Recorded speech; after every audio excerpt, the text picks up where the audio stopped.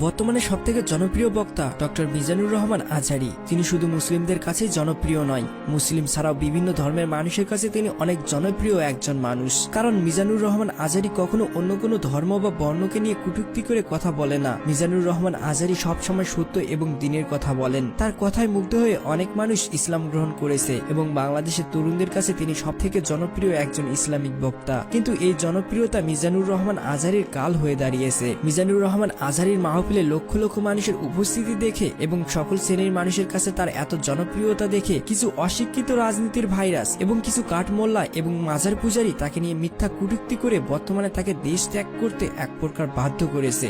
Doctor Mizanur Rahman Azhari সম্পর্কে কিছু কথা বলার আগে চলুন জেনে আসি তার সম্পর্কে কিছু অজানা তথ্য, তার লাইফস্টাইল, পরিবার, স্ত্রী, সন্তান এবং মাসিক ইনকাম সম্পর্কে। কথা দিচ্ছি, ভিডিওটি শেষ পর্যন্ত দেখলে মিজানুর রহমান আজহারী সম্পর্কে আপনার শ্রদ্ধাবোধ অনেক গুণ বেড়ে।